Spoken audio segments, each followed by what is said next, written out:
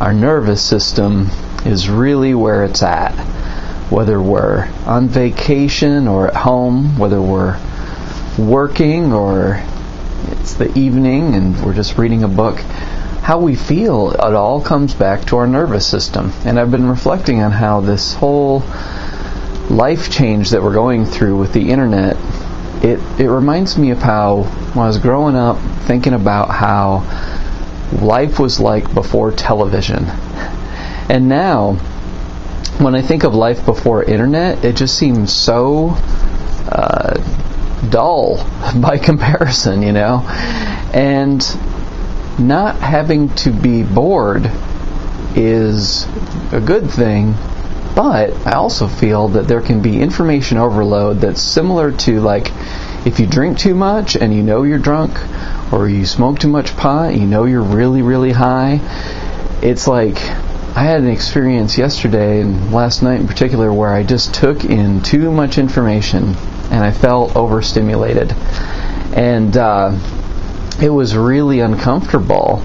And I think that for people who identify as intuitive or empathic, sensitive, this is something that we all really got to keep in mind as we go through this transition and get used to all this access to information. It used to be like with television, in a given hour you would watch maybe 1 or 2 shows, depending on how long they were. But now, in an hour, you can go through a site like digg.com, reddit.com, or skip around on YouTube or whatever. And in that same hour, you can take in like 50 different articles, videos, you know, watch a little bit of this, read a little bit of that. And there seems to be kind of a limit as to how much a person can process.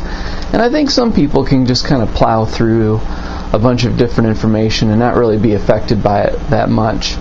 But for myself, I realized I got to keep it in balance, or I just feel overstimulated and kind of raw. Like my nervous system feels raw if I take in too much information.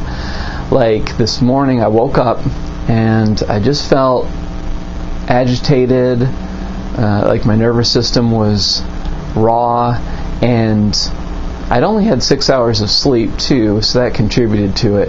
And I was going to get up, but I decided I'm going to sleep for a couple more hours or whatever, and that helped me to feel more relaxed. But today I felt like, okay, I want to be outside more, I want more silence, I want to be a little less stimulated than I was exposing myself to yesterday. You know, life is a balance. We don't want to be understimulated and bored, but definitely don't want to be overstimulated. And information, you know, kind of like food. Food can feel good, but too much can make you feel kind of sick and bloated. And I think I felt information bloated yesterday.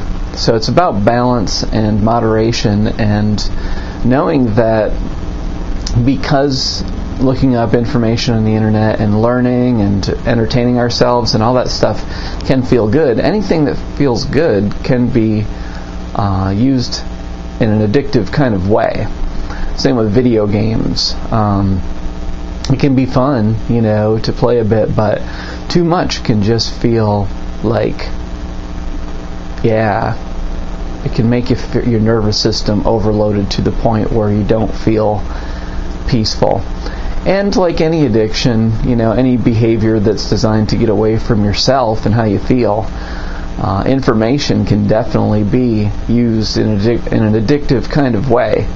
And unlike, you know, drug use, gambling, things like that, people might not see it, and it's not as obvious, so nobody's going to challenge you on it so much.